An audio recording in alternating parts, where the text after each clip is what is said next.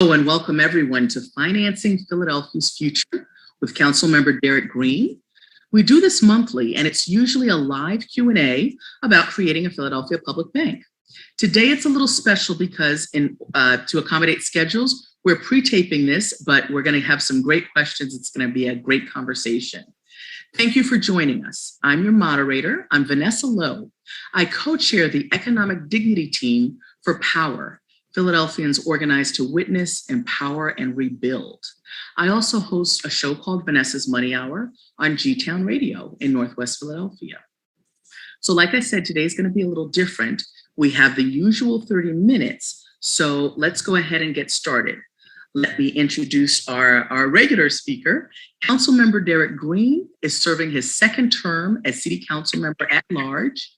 He has a background in banking and a deep commitment to sustainable economic development, particularly for Philly's Black and Brown neighborhoods. He chairs the committees on finance and disabilities. His top legislative priority is the establishment of a Philadelphia public bank. Welcome. Our guest today is Shamann Walton, who was elected to the San Francisco Board of Supervisors in 2019 and was elected president of that body in January 2021. For those of us who are in Philadelphia, we think of that as our city council, they call it the Board of Supervisors in San Francisco. All right, I am going to turn it over to Councilmember Green to open us up with a little update. Councilmember Green. Well, thank you, Vanessa. It's always a pleasure to be with all of you and having this conversation regarding the growth of public banking in the city of Philadelphia. We're making real progress. I'm looking forward to the Visioning Summit, which is coming up shortly on Saturday, September 18th. In addition, our first session of council is September 16th, and we're looking forward to putting together some legal work from Holland & Knight, who is the law firm that's been working with us on helping us to create the public bank. And we look forward to having a legal memo from them that will help guide us in reference to amendments that we'll make to the legislation that was introduced. So that way we could have hearings this fall and then move forward with the public bank and hopefully have the legislation passed, and then also work on financing and getting funding for the public bank in next year's budget cycle. So I'm looking forward to this conversation with my friend, President Shamann Walton of the Board of Supervisors in San Francisco, and hearing about the great work that they are doing on the West Coast to bring a public bank to that great city.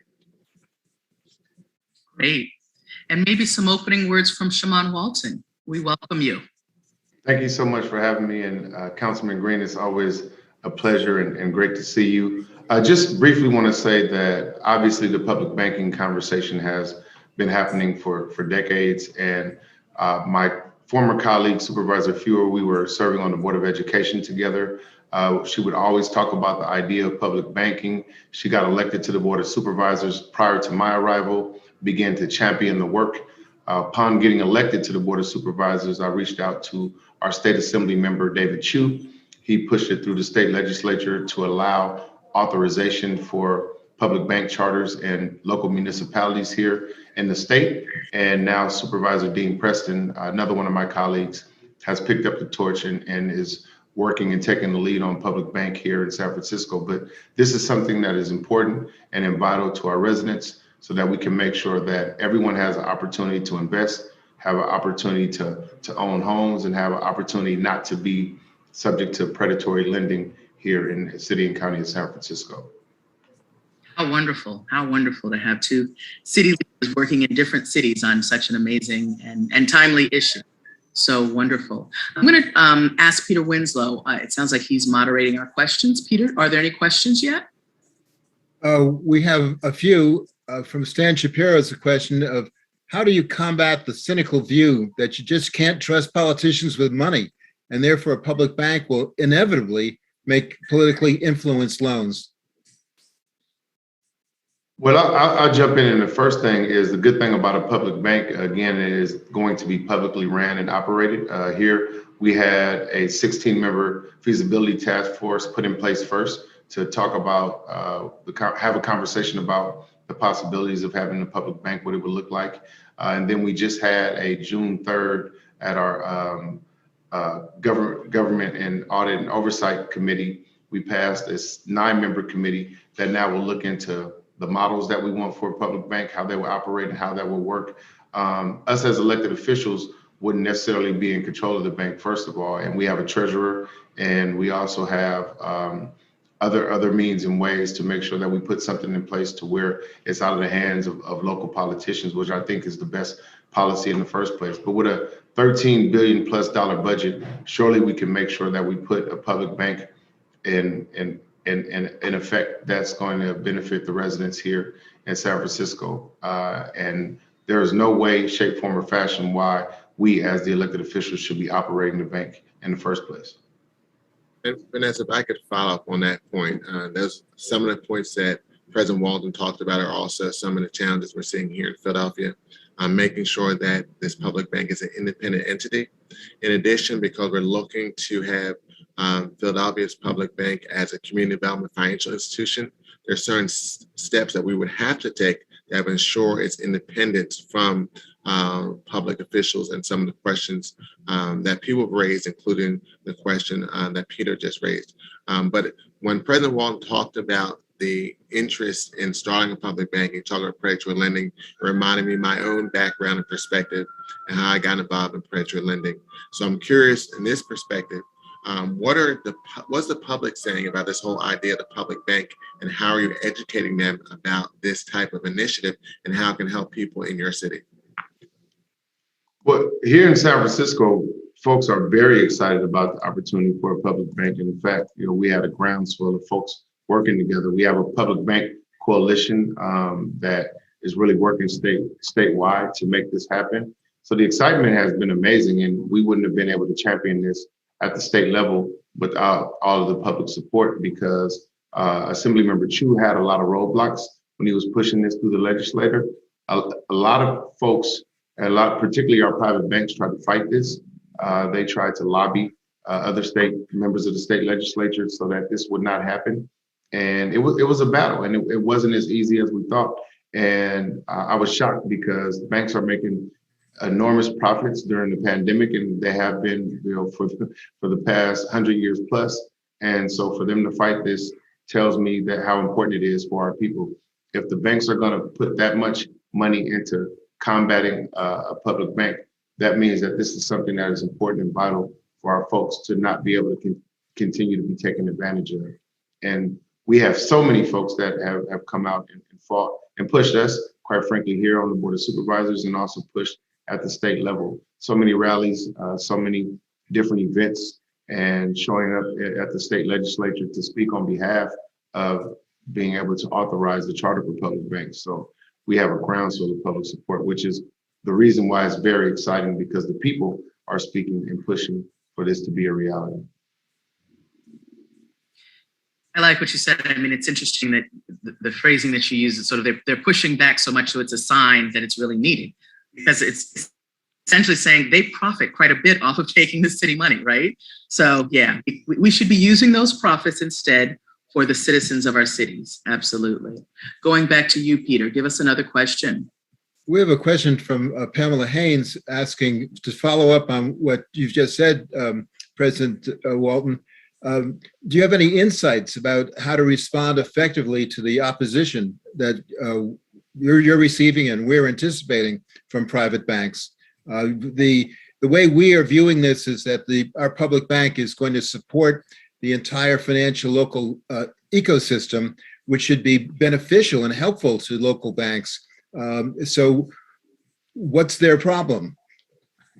Well, one, banks are always in competition, right? I mean, private banks are in competition with other private banks. They're in competition with credit unions. But the reality of it is, the more opportunities, the more choices that people have, the better the services are going to be for our residents.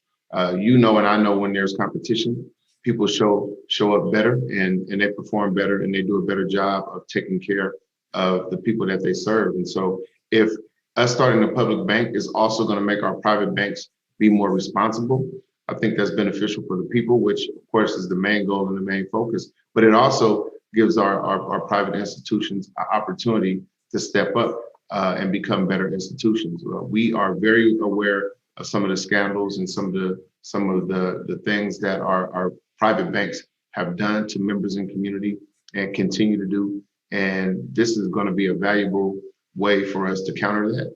And it's going to make them do better and give them an opportunity to show up better for the public, which I think is important. And creating that competition and letting municipalities be able to provide opportunities for our residents and the people who live in our cities is beneficial for everyone. And that's the main focus, is to benefit the masses, do a good job of allowing opportunity for growth and investment and financial security for everyone. Peter, I'm going to come back to you because I think I saw some follow-up questions there, but I have it's a bit of a follow-up, but it's also just something I saw in your profile that you were very much involved with the Board of Education, I think head of the Board of Education out there for a while. Can you speak to maybe how the existence of a public bank would affect the school system and the education system in your area? Well, I think here, if you look at the fact that we have a kindergarten to college fund already in place where people can invest in the future of their children, and we already provide a match and support here in the city and county of San Francisco for members who are going to our public schools. And just imagine being able to use a portion of our $13+ billion budget to increase that investment, increase that match for our young people and our students, that puts them on the path to pathway to college or a pathway to whatever they want to do in terms of higher education or when they leave high school. That's a big part of this. And the fact that we already do it, putting a public bank in place will allow us to build off of that and increase the investment and increase the opportunity. So this benefits our public school students. It benefits families in ways that we haven't been able to see before, because again, we would have the opportunity to either do no interest, low interest when it comes to loans. We would be able to match investments and just provide an opportunity that hasn't been seen before. Great.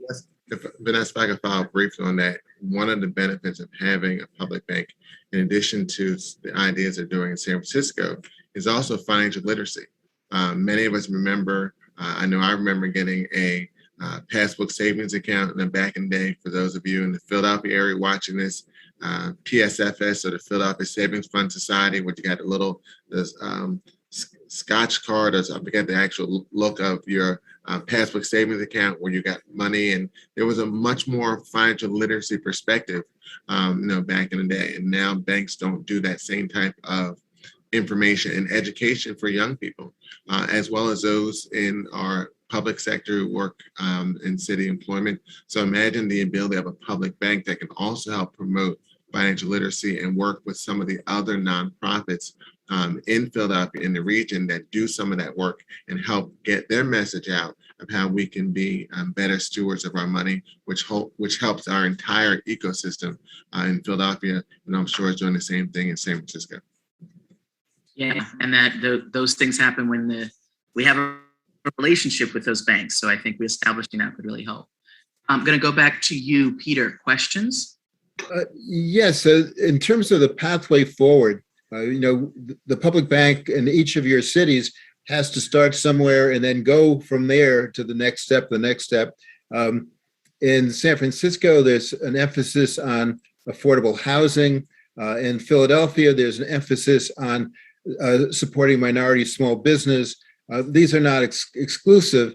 To what extent do you think the programs of the banks can encompass all the needs that the bank can address? Well, I would just say, we now have approved a 9-member task force to look at the different models and opportunities of what a public bank could be and look like. Our budget and legislative analysts who really advise the Board of Supervisors in terms of what to do with our city resources, they recommended establishing a non-depository MFC first, and this provides advantages of lower operating costs, no FDIC approval needed to operate, originates loans at lower rates to achieve profitability immediately, capitalized by investment pool and interest earnings. And we can start there and do a phased-in approach to become a more complete bank that does everything. But the reality of it is we need to start somewhere, build the bank that has the public trust and provides opportunity for the public. And then the sky can be the limit in terms of what the public bank can do. But obviously, being a newer concept and only having one in the country that I'm aware of, we have a lot of opportunity for growth to go in the right direction and become a full service bank at some point. Yeah, and just to follow up on that Audience. question, Vanessa, if I can just follow up on that Yes. point real quick. I think that approach is very similar. As President Walton was talking about the steps they're taking, it reminds me of a lot of the conversation we're having here in Philadelphia of how we started in first phase and then grow, especially trying to provide access to credit and assistance to those hard to lend to entities like affordable housing developers. We talked about minority businesses, also cooperatives and others who are doing alternative energy. So I think it's that phased in approach, which helps to put the naysayers to the side and helps us to have success going forward. Great.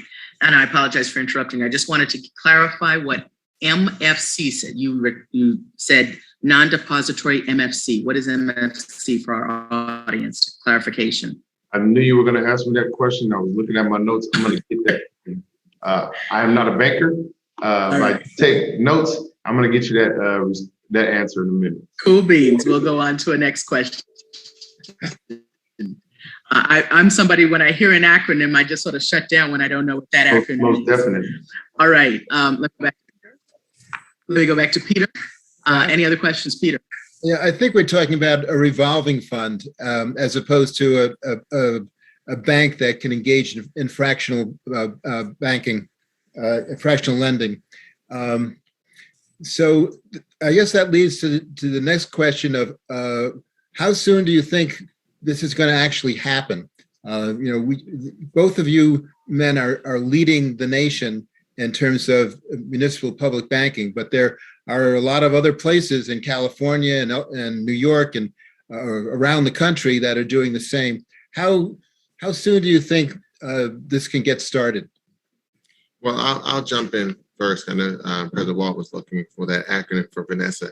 I think one of the benefits we have here in Philadelphia that there's some other entities that are creating things that are similar to the public bank concept here in Philadelphia. We have the Philadelphia Green Capital Corporation, and we had Mary Rose Mertellis, who is the head of that initiative, which came out of the Philadelphia Energy Authority. Also, Greg Heller with the Accelerator Fund. And both of those organizations, one, the Accelerator Fund is up and running.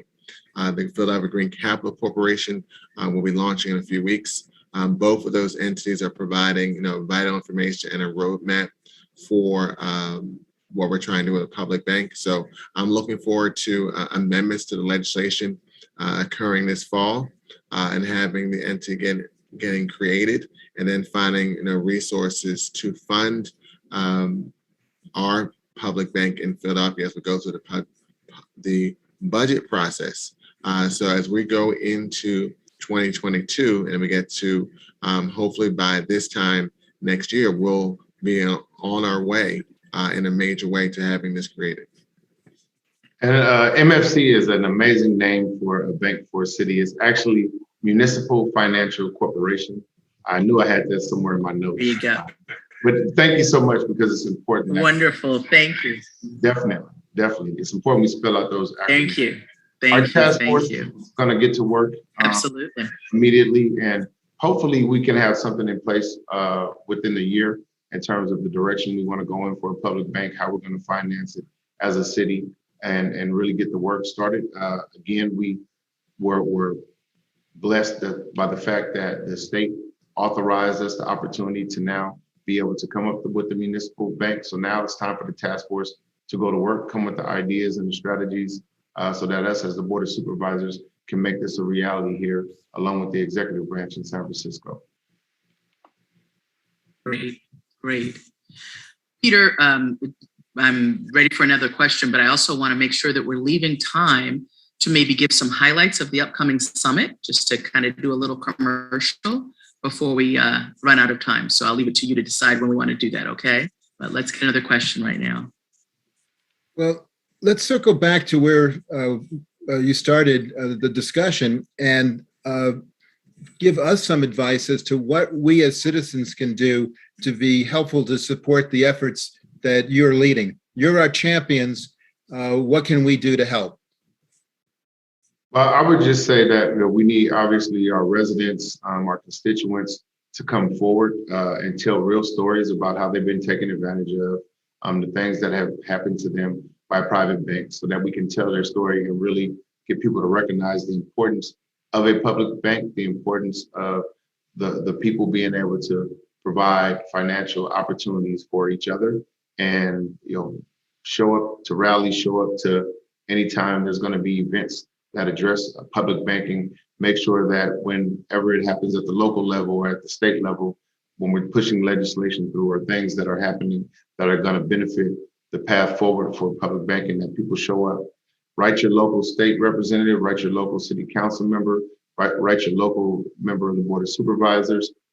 Do everything that you can to make it known the importance of us changing the way that banking happens, and it can be beneficial for even members of the low income community.